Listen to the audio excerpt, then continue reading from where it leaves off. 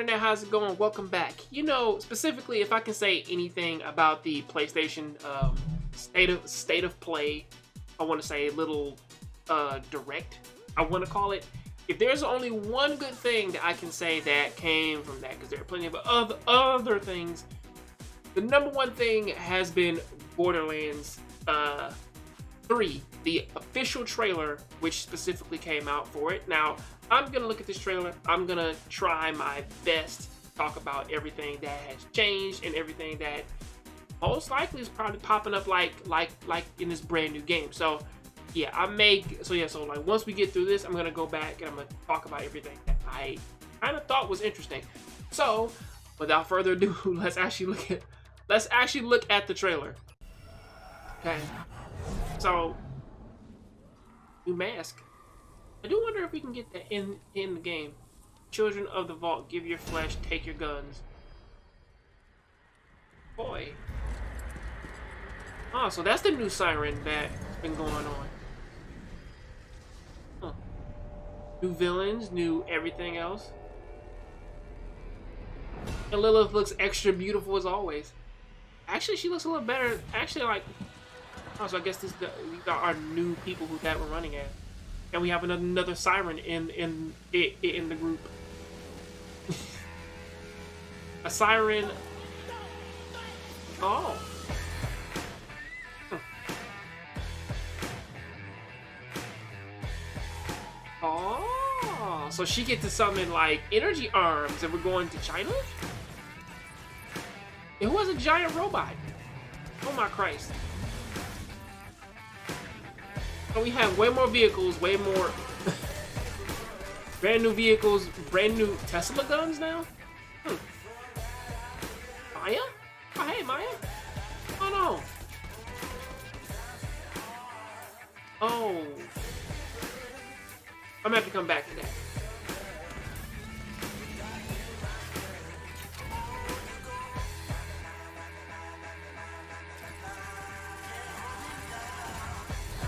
There's our brand new vehicles and everything.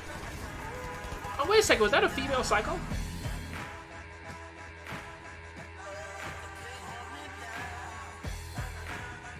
So we got big bustling cities now and everything.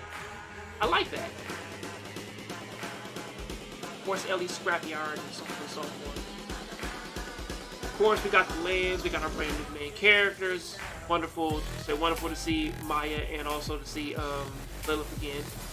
You know, oh, that looks wonderful. T-Rexes? So we get... Wait a second, so we're fighting like, weird little alien T-Rexes now and whatnot?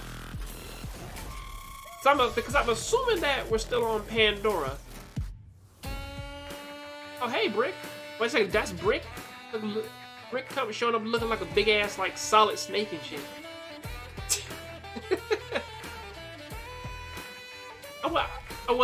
I wouldn't put it past him, though. Friends are here from other worlds. Obviously Maya, Mordecai, and them. Oh, so that's Tiny Tina, Ellie, Hammerlock, Aurelia, that guy, I don't know. Reese is in this too? Oh shit. Patricia, Marcus, I'm guessing that was also supposed to be Foxy. And of course over a billion guns and whatnot. Guns that has little legs and whatnot. It's perfect. That has to be a skill. Like there's no way like that they're gonna give us a mech suit from character to character. But honestly, it's actually pretty nice, man, to see Borderlands 3 is actually out and whatnot, and actually kind of doing what basically every other looter shooter can't. Oh hey Claptrap. They even like updated his look, you know, which is kind of cool. But based on like a few of these of what I did say though, and looking at a few of these, yeah, like, well, obviously my Lilith looks amazing. Like, I like their new art style. I like everything about it. Like, that actually makes it look pretty cool and everything. Because some of the landscapes and everything else, like, they look amazing with our brand new main characters and whatnot. But this chick right here, like, for some reason, I kind of got it in my head that like, or at least like looking at like the first four main characters, right? Like, for some reason, I just got it in my head that I think that they're all related to some form of a returning character, like, within the series. Because this chick right here specifically, like the one with, like, the giant robot and whatnot, I get the feeling that this is her. Like, where was that thing with Mordecai and... Like, it was right after this part, like, with the saxophone. Yeah, like, obviously Maya's back. But yeah, like, I feel like that, basically, like, backpack and everything. Well, obviously this, you know, come on now. See that pink in the hair and whatnot. But I look at her, but then I look at this character. I can close up of her. Like, not that. Oh, wait a second. So we can ride robots. Huh, so I guess your guns do turn into robots. But, looking at, like, but basically the point that I was making was, like, that I feel as though is that, like, that our main cast is basically supposed to be characters who actually slowly return from, like, the previous game. Or at least, like, they're related to some of the older characters who popped up in the previous games. Because, well, obviously she's our brand new Siren with, like, the energy abilities and whatnot. I'm not sure if she's actually used Iridium or not, you know, but it does seem as though is that like that some of these guys are probably related to some of the other people, especially this dude here, because for some reason I kind of, like, I got it in my head like that.